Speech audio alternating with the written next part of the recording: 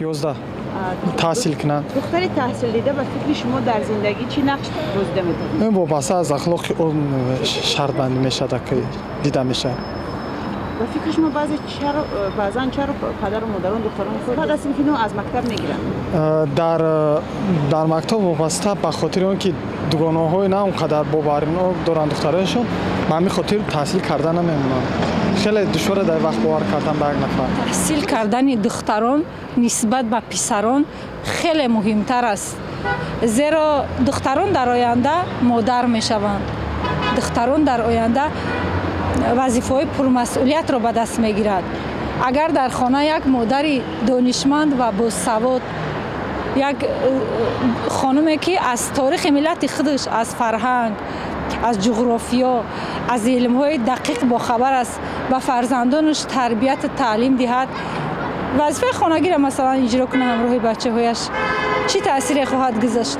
وقتی که زن در جامعه دانشمند است، ملت پیشرفت میکند، رشد میکند. تصنیف 9 خواند نقص‌تر است. برای چی؟ برای آنکه از یک جهت تصنیف 11 خواند مکتب رو دانشگاه رو هم ختم کند درست است، در بر شوهرش میایستد، با همراه کار میکنند، یاردم میکنند.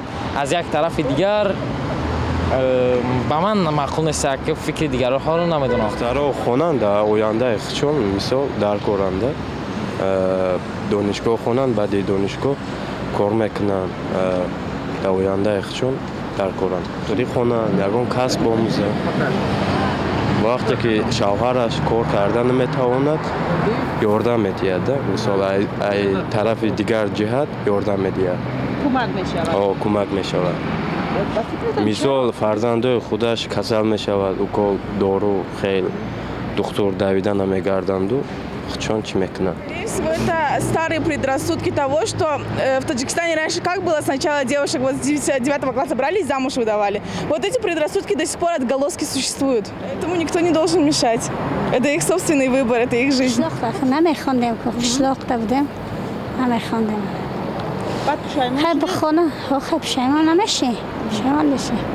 خواندگی با دیگر کو. دیگر یعنی چی؟ چیکار دیگر؟ خیلی خوبه بخونی. هر فکر میکنه خدا هر آدم خوش انصاف میده. دخترای بچهای فرق نداره و آبرو هم در یک دم. به عقلی میکنن میگیرن. چی تاثیر دارد وقتی زن اگر تحصیل دیده باشد؟ ها زندگیش ساز میشوه، زندگیش پیش میبره، میفهمه هر چی.